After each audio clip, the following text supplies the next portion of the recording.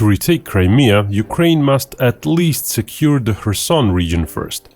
This is because it provides a land connection from which it can launch an offensive and supply it from. But in order to do that, it would also first need to retake a better part of the Zaporozhye region. That would reduce Russia's ability to strike Ukrainian supply lines passing through Kherson region, and would provide a buffer region if Russia were to attempt an offensive to cut off or prevent a Ukrainian invasion of Crimea.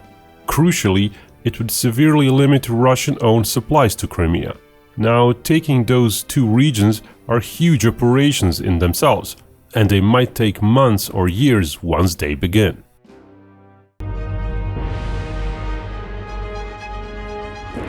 Russia was a major player in World War I, then it got out of the war, changing history, and you can change World War I yourself by playing Supremacy 1914, which is sponsoring this video. It's a free online PvP strategy game. That means you fight allied with or against 500 other players in real time. The strategic pace means actual matches play out over the course of weeks. I like that it's not a simple clickfest. You have to carefully plan your tactics as their outcome will sometimes show only hours later. You can play with the same account on PC and mobile, and if you click on the link in the description below, you will get 15,000 gold and 1 month of premium subscription for free.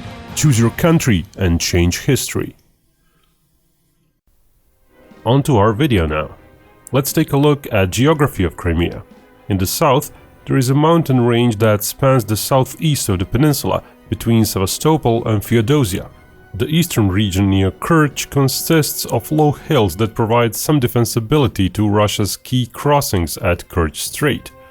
The central part of Crimea, which constitutes about 3/4 of the peninsula, is made up of a level plain that slopes down gently from south to north. Said terrain is fairly open, and the whole area has a much lower population density, with its urban areas being smaller. The area would likely favor fast maneuvers and strikes from the air, if possible. Airstrikes, drones, and the use of armored and mechanized units would be at its peak, unless masses of trenches and obstacles, or drones and helicopters, bog down the armored formations, which is very likely to happen instead. The Sivash, or Rotten Sea, is a series of salty lagoons, wetlands and salt marshes that spans much of northern Crimea, separating much of Kherson region from the peninsula. This body of water is extremely shallow, with depths ranging from half a meter to 1 meter in many areas. It varies with evaporation in summer, which automatically means the early summer may be the best period for Ukraine to attack. Supplying an extended operation in Crimea would be difficult for both sides. It is extremely critical for Ukraine to secure the land north of the land bridge so it could secure its supply lines, as Zaporozhye and Kherson regions are the only way Ukraine can effectively supply an invading force. Ukrainian supply lines will pass through areas which have seen heavy fighting. As infrastructure would be severely damaged, supply convoys and reinforcements would initially be slow. Repairs would be needed, and this process could delay an invasion. Ukraine would use the E97 highway as a primary supply route. It runs through Armyansk and Ishun. In the long term, establishing supply depots at prime locations would help improve supply, but that may also create targets. Further east, another key supply route would be along the E105 highway through the Shonhar Peninsula. These will likely not be enough to supply the peninsula and will have to be supplemented with pontoon bridges and civilian ships. Those supply routes would need to be secured by an effective air umbrella. Given the still vast Russian number of aircraft, loitering munitions and land attack missiles, this in effect means Ukraine first needs to get several dozen more air defense systems of various kinds from the West and learn to utilize them. It is unlikely Russia could solely rely on the Kerch Bridge to supply Crimea, even if it was fully operational. And it's almost a given that it will be attacked again, as Ukraine has demonstrated its ability to strike it even before. By the time Ukraine moves on Crimea, it's likely to receive ample long-range assets to attack such targets and destroy them for good. Right now, even with the announced ground-launched small-diameter bombs, Kerch Bridge is out of range for Ukraine. So it would have to get different missiles. However, even without the bridge, Russia will still be able to move men and material into the peninsula. Russia operates 7 medium landing ships from the naval base in Sevastopol. Each can haul around 300 soldiers plus armored vehicles. Even more civilian ships and ferries would be involved. Russia used those to move men and material into Crimea during their 2014 invasion. Crossing points for ferries are a dozen or 2 kilometers from the opposite coast to Kerch. And Russia's mainland's major Black Sea port, Novorossiysk, is about 400 to 450 kilometers away from Sevastopol and 160 kilometers from Kerch. As the invasion of Crimea would be a long time coming, Russia would likely construct further ports around Kerch Strait and bring in additional boats and ferries. If it has a year of warning, it could possibly even create a land bridge and easily repairable pontoons over this part of the strait, which is very shallow and fairly narrow. Russia could further supplement supplies using transport planes operating between Krimsk and air bases in the Crimean Peninsula. The helicopters might be an even better choice there, as Ukraine will seek to sporadically attack all the airports and makeshift runways it gets the info on. Russian transport planes, while on Crimea, would slowly but surely get attrited over the months of such bombardments. In addition to these, Russia will have time to establish supply infrastructure, and satellite imagery used in Western media has shown Russia is already stockpiling a large amount of military equipment in northeastern Crimea. Russian logistics might be able to supply a fighting force numbering tens of thousands of troops in Crimea for a long time, possibly indefinitely, depending on Ukraine's firepower. Ukraine will have a tough time severing those supply lines to Crimea. Ukraine would use various attack drones, but these systems would likely not be able to consistently shell out enough damage. The Russian Air Force and air defense systems would be able to counter the Ukrainian Air Force's current strike aircraft. Guided rockets fired from HIMARS and similar launchers would be the weapon of choice. While Ukraine is managing to preserve their launchers and the number it has is fairly adequate, the key would be that the West keeps sending not thousands but tens of thousands of guided missiles. So far, Ukraine is likely to have received under 10,000 such rounds, and the US military has likely some 50,000 more in its stocks. GLSDB rockets that were recently announced for Ukraine would help there. The US might send a few thousand to Ukraine through 2024. By the time Ukraine is in position to threaten Crimea, the US could even send Ukraine long-ranged ATACMS missiles, which can be launched from Ukraine's HIMARS systems. These will likely not be enough alone to do any significant long-term damage to logistics because their numbers aren't that great, but during the key weeks of the attack, they might help paralyze certain Russian bases, logistics depots, and so on. The Pentagon has recently restarted procurement of ATACMS missiles, with 1,700 more to be made in the coming years. Right now, the US likely has some 3,000 in its inventory, out of the total of 3,800 that were ever produced. Missiles' added range might be crucial in covering the entire Crimea, as well as the Kerch Strait region. But what will likely also be needed are standoff cruise missiles for Ukraine, perhaps to be fired from Ukrainian aircraft. Such missiles could then come from another southern direction onto Russian defenses, greatly straining their air defenses. All those long-range standoff missiles would be absolutely crucial. They would have to be available in such numbers to keep pressure on Russian defenses, logistics, communication and command nodes in the initial days and weeks, while Ukraine tries to fight through the land bridge and break into the central Crimea. Russia has been setting up fortifications and defenses in Crimea. Within a year or two, Russia will have likely built a complex network of defensible positions by the time Ukraine gets in a position to advance on Crimea. Not unlike the network around Donetsk, built both by Ukraine and Russia from 2014 onwards. During most of the last year of the war, those positions near Donetsk have shown great resilience to attacks, with Russia only recently in 2023 managing to make small progress around Bakhmut. So any Ukrainian advance into Crimea is likely to also be slow. It's not plausible a great breakthrough will be achieved in mere weeks or even in the initial months. Russia had some 40,000 military personnel in Crimea prior to the invasion, of which some 25,000 entered into Ukraine in February 2022. But for a defense against an Ukrainian attack, it is very likely Russia would try to station even more. Area-wise, Crimea is the size of Albania or Massachusetts.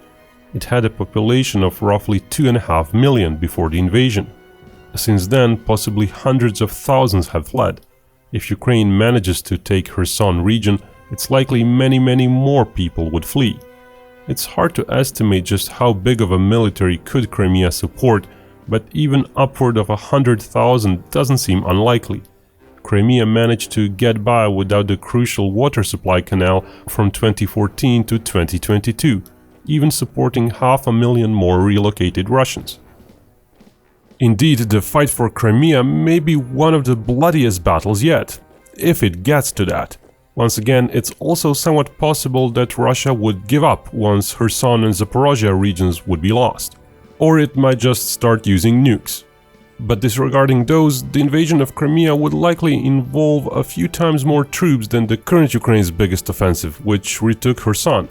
But crucially, only a smaller subset of troops would get to fight initially in Crimea, as Ukraine tries to push past the land bridge and lagoons to northwest Crimea.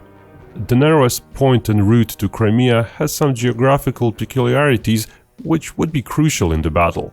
The E97 highway runs across a land bridge to Crimea through Armyansk and Ishun at either end.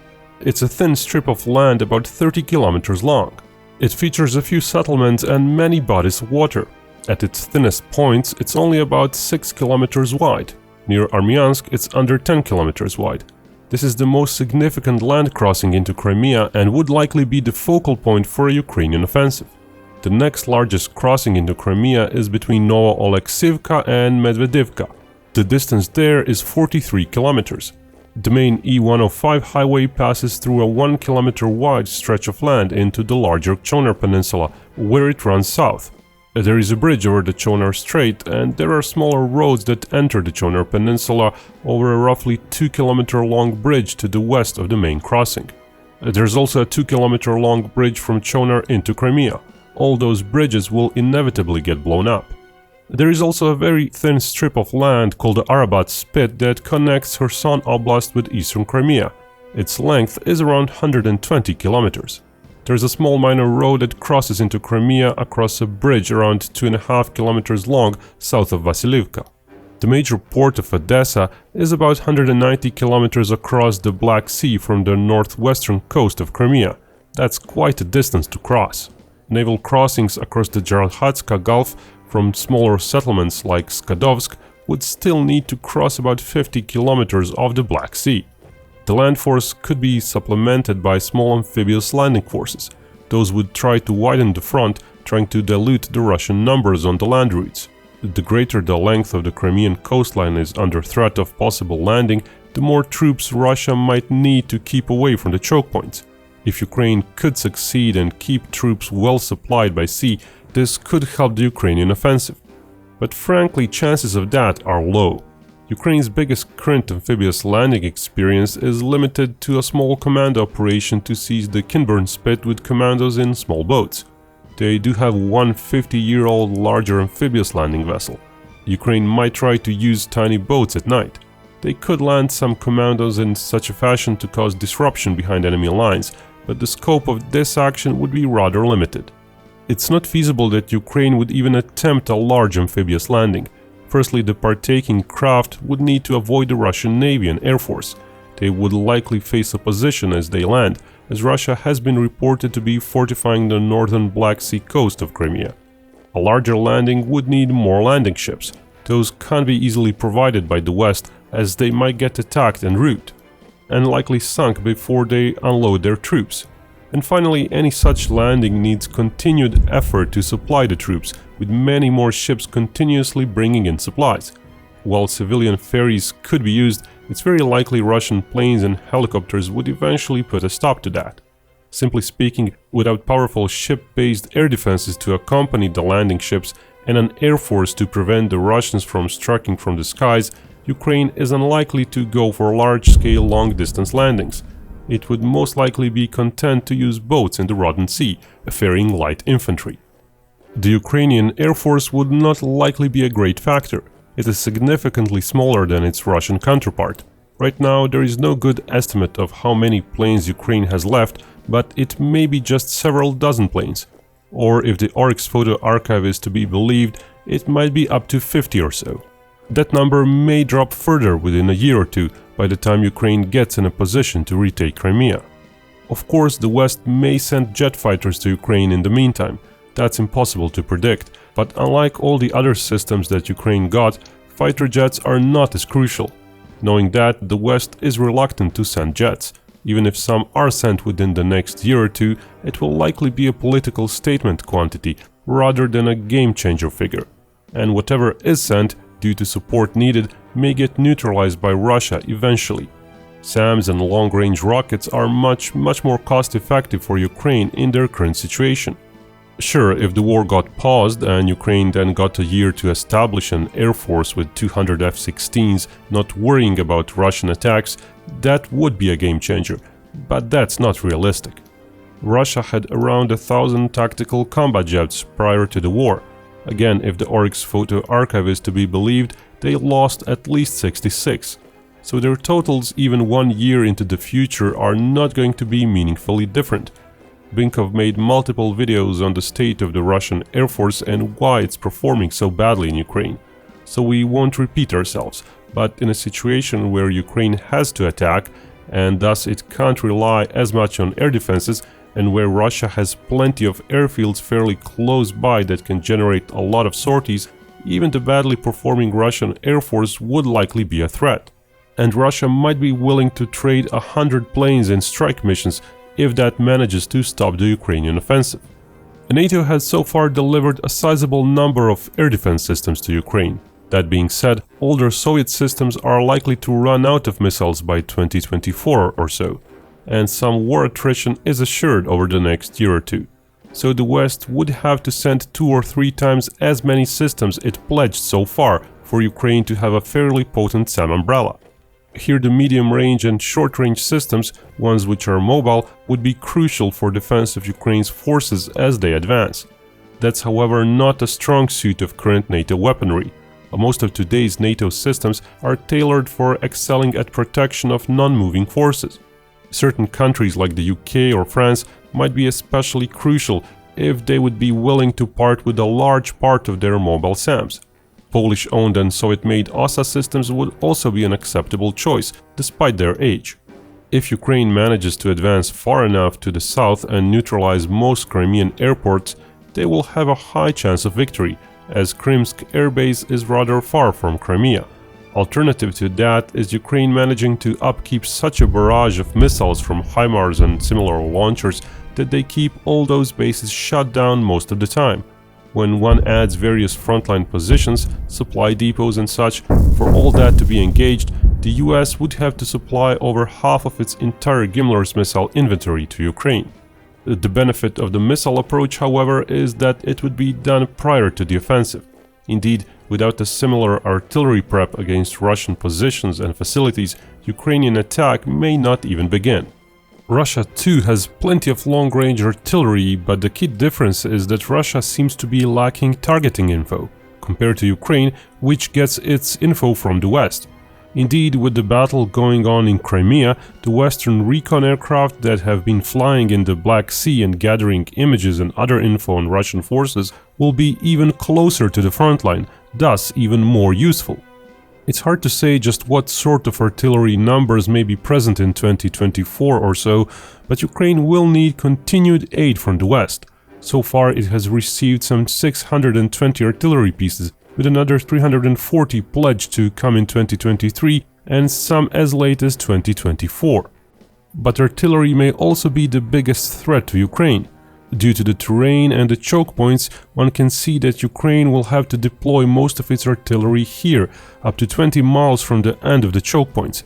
It means fewer Ukrainian artillery will be able to fire on Russian artillery pieces, which will be placed even farther behind. Some 60% of the artillery sent or pledged to Ukraine is of fairly short reach, up to 30 kilometers or less. While in most other situations such artillery would gradually relocate behind the advancing forces supporting them, in this choke point scenario with lagoons and land bridges, most of those short-range artillery pieces would have to stay behind, out of range, until Ukraine somehow manages to get a foothold on this part of the territory, past the land bridges and the lagoons, where they would have room to function properly, without presenting a bunched-up, juicy target for the enemy. Equally so, columns of any kind of vehicles going through choke points would likely be first met with many mines. Ukrainian forces would be forced to stop, demine the area, then fight through the cleared area before repeating the process, while under constant fire. Various guided anti-tank missiles would have an easier time attacking columns of vehicles forced through choke points. That the battle would be bloody is an understatement, really. What would Ukraine have on its side is morale. And by the point where Ukraine takes Kherson and Zaporizhia regions, Russian morale might be quite wavering, while Ukraine would be celebrating its victories and emboldening its troops for one last battle. Another point worth mentioning is the importance of amphibious vehicles. That's in the case the battles are fought in Ukraine's shallow lagoons, the area called the Rotten Sea. Even if some vehicles might go through half a meter or a meter of water, the soil underneath is meters of silt, which is close to mud. Soviets have prioritized amphibious capabilities for many vehicles. For example, Russia employs many BTRs and they have amphibious capabilities.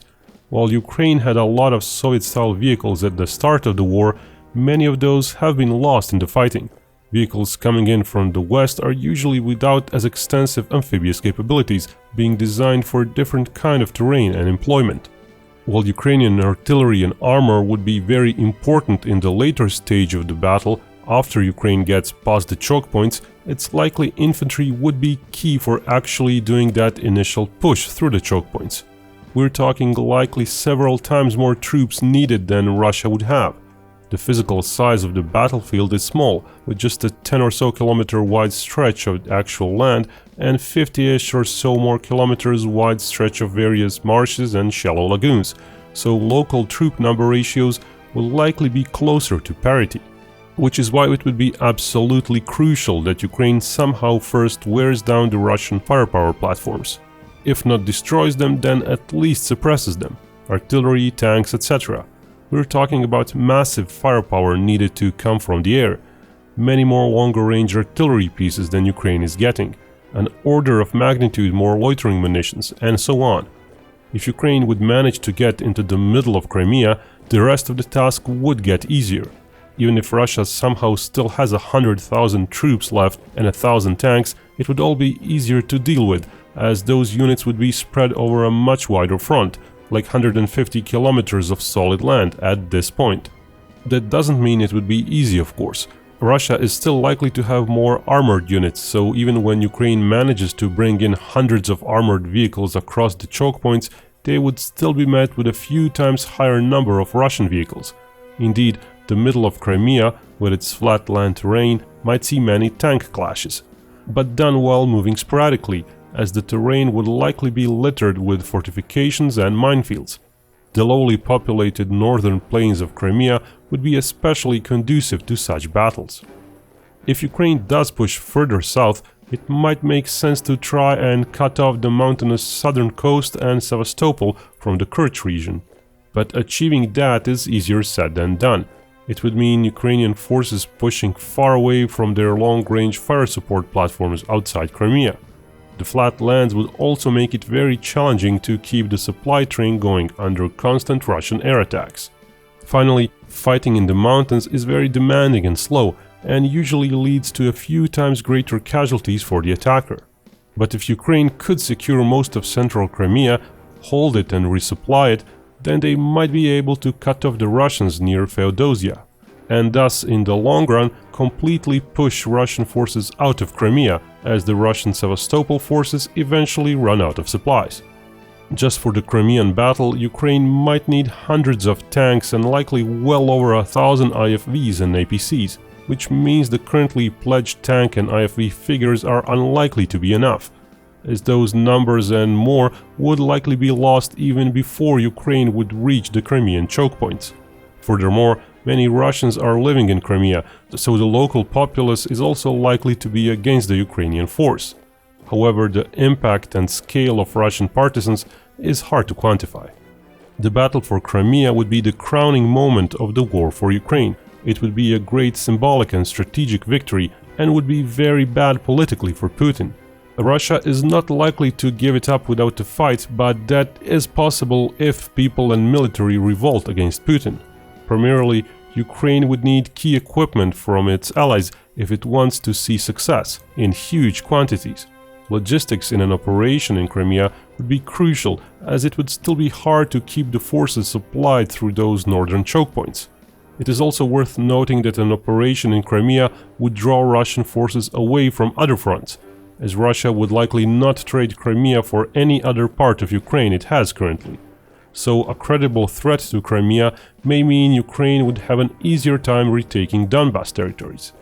Even without an actual invasion, if Ukraine manages to keep the Kerch Strait under constant attacks, Crimea may eventually fall once its supplies run out. That route might take further years, but it also might save countless lives. Of course, for any of this to be even plausible, Ukraine first needs to breach the Russian lines and drive towards the Sea of Azov, cutting off Russians in Kherson region. Before we wrap up, a few more words on Supremacy 1914, a free online PvP strategy game. Choose a real country to lead during World War I, fight epic battles and hopefully take over the world. See all these units? So many to pick and equip your army with. Tanks, planes, cavalry, artillery, you name it. World War I was famous for its alliances shaping the whole conflict. In Supremacy 1914, you can forge alliances with other players, make big blocks and fight against otherwise stronger nations. So go get that gift exclusive to Binkov viewers. Click on the link in the description below to get 15,000 gold and 1 month of premium subscription for free. The offer is available for 30 days only, so waste no time, get in those trenches and give him hell.